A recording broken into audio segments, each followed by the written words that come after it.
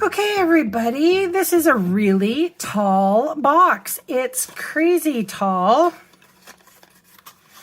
It's a fold flat box make, and it pretty much puts the 8.5 by 11 card stock to the test, the limit.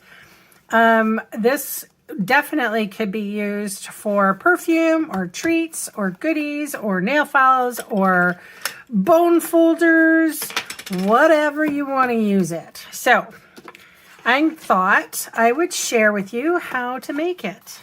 Okay, here we go. I have a piece of cardstock that is 10.25 by 6.5. I'm going to score at 1/2 to 8.25 and 9.75. Flip it round. I'm going to score at 1.5, 3, 4.5, and 6. Alrighty, folding and burnishing all of your score lines. You know how it's done.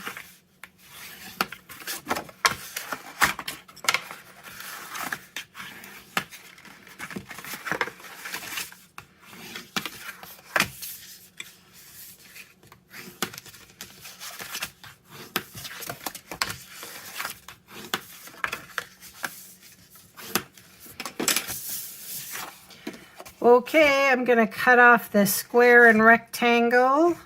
This little piece, this little edge here as well is going to go. And then, so this is what attaches everything together. So we're going to cut up on the score lines here.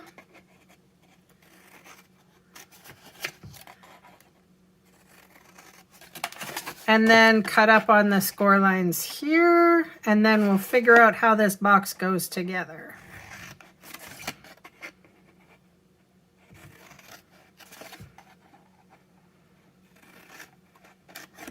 Okay, so here we are, folding in the back. So this attaches here. So if I was to make this the top, this would be my lid. These two would be my flaps. And the middle one here would be the opening. So I'm going to cut that away. And I cut this in half and this in half. And we're going to make little tabs.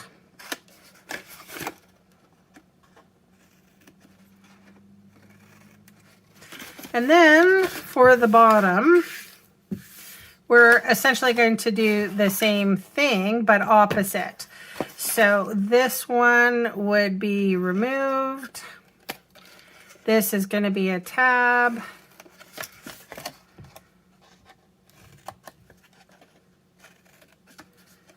This is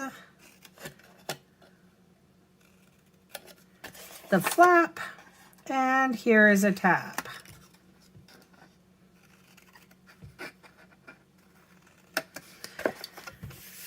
And one last thing, we're just going to trim this little wedge here. Okay, so now we get to put on our designer series paper. So you need 4 pieces that are 1 3/8 by 6, and I am using Artfully Composed. I quite like this paper. It has these monster leaves on it, I think.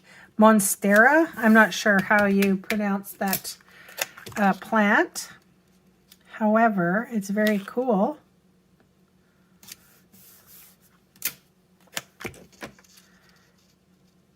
So what I like to do is take a square of paper and then cut it all up so that the design still works. You are going to require 2 little pieces for the lid, and that will be 1 3/8 by 1 3/8.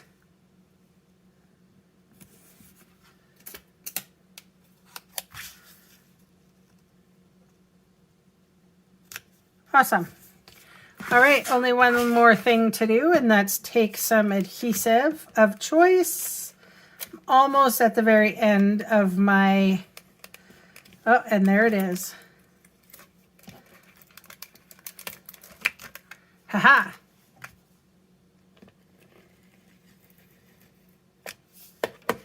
All right, folding that, creating our little flaps. Done. This is the scalloped, the double, some kind of double oval punch or something. I can't remember what it's called. You certainly don't have to use any of the things that I am using, but I quite like this one. So I'm going to find a little strip of paper. So I'm going to put this paper in and just punch it. Woo! And then I have a little bit of that extra paper. The designer paper. There we go. Okay. The stamp set that I've chosen to use is called Celebrating You. And I'm just going to use the Just For You, but I'm only going to ink up the For You. So Granny Apple Green and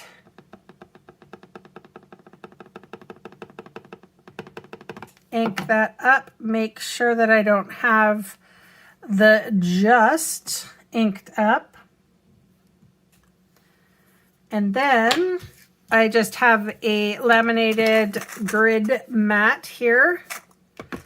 And I have my Granny Apple Green. It's always nice to have a dedicated dauber in the ink colors, in all the ink colors. Like I probably didn't need to dip that in. I just keep all of my little finger daubers in here. I also have taken the time to label everything so that I can just grab it. And I have always had my finger daubers. I've never turned them the opposite way because then your fingers get all icky. And I've had this container a long time and I can't remember what it's called. But anyway, it's a dauber container. I've had it forever. And Stampin' Up! Does not carry them. All right, I'm just going to put some dimensional adhesive on my oval with sentiment, and I'm going to put it on the designer series paper that I punched out with my double punch. My double, yes. All right, and I think, which way is up? That way? That looks pretty good. All right, so that's my share for today. And of course, you can see all the supplies I used today and their proper names listed below in the video See More section or in the supplies section of my blog. And those fast links will take you to my Canadian online store. I would love the chance to meet you and earn your business. So thanks so much for watching and bye for now.